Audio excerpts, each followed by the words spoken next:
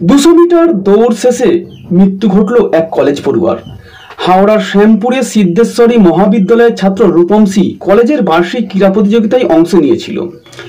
এই ক্রীড়া প্রতিযোগিতায় 200 মিটার দৌড় প্রতিযোগিতায় সে অংশ নিয়েছিল এবং 200 মিটার দৌড় প্রতিযোগিতার শেষে সে হঠাৎই অসুস্থ হয়ে পড়েন এবং অজ্ঞান হয়ে যায়। সঙ্গে থাকা ছাত্ররা জল ছিটিয়ে জ্ঞান ফেরানোর চেষ্টা করে এবং আশঙ্কাজনক অবস্থায় তাকে হাসপাতালে নিয়ে গেলে কর্তব্যরত চিকিৎসকরা তাকে মৃত বলে ঘোষণা করেন।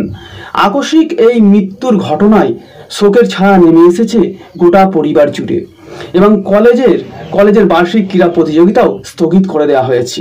দেখুন সেই ছবি আপনাদের প্রিয় চ্যানেল হাওড়া এগের পর্দায়। কলেজের 200 মিটার দৌড় শেষে মৃত্যু জিওলজি বিভাগের রূপমের। হাওড়া শ্যামপুর সিদ্ধেশ্বরী কলেজের বার্ষিক ক্রীড়া প্রতিযোগিতায় 200 মিটার দৌড় শেষে অসুস্থ হয়ে পড়ে রূপম। জানা যাচ্ছে বাগনান থানার বাঁটুল গ্রামে তার বাড়ি এবং শ্যামপুর সিদ্ধেশ্বরী কলেজে তৃতীয় বর্ষের জিওলজি বিভাগের ছাত্র ছিল। কলেজের বার্ষিক ক্রীড়া প্রতিযোগিতা উপলক্ষে বিভিন্ন বিভাগের একাধিক প্রতিযোগিতা চলছিল। রূপম সি 200 মিটার দৌড় প্রতিযোগিতায় অংশগ্রহণ করে। অন্যান্য প্রতিযোগীদের সঙ্গে রূপম 200 মিটার দৌড়েছিল। দৌড় শেষে বিশ্রাম নেওয়ার জন্য বসে পড়ে হঠাৎ অজ্ঞান হয়ে যায়।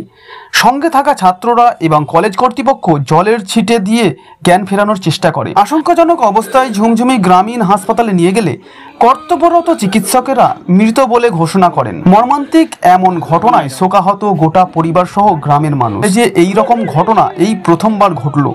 আকস্মিক এই মৃত্যু কলেজের কেউই মেনে নিতে পারছে না। শোকের ছায়া নেমে এসেছে কলেজেও। বার্ষিক ক্রীড়া প্রতিযোগিতাও স্থগিত করে দেওয়া হয়েছে। আজকে অ্যানুয়াল স্পোর্টস ছিল, স্পোর্টসটা সবে শুরু হয়েছে। এটা সেকেন্ড ইভেন্ট। ছেলেদের 100 মিটার দৌড় হয়েছে, মেয়েদের 100 মিটার দৌড়ে পরে নাকি এই 200 মিটারটা। তো ও দৌড়টা কমপ্লিট করেছে, করার পরেই অসুস্থ হয়ে পড়ে। তো ভলেন্টিয়ার যারা ছিল তারা সেবা শুশ্রূষা করে খুব একটা ভালো রেসপন্স পায়নি বলে হসপিটালে নিয়ে যায়। তাতে সেখানে নিয়ে যেতে ডাক্তারবাবু বলে মারা গেছে। ওই ইভেন্টগুলো কতটা আগে কতটা পরে এই ব্যাপারটা আমি একটু জানা নেই। ঘটনাটা যেটুকু শুনেছি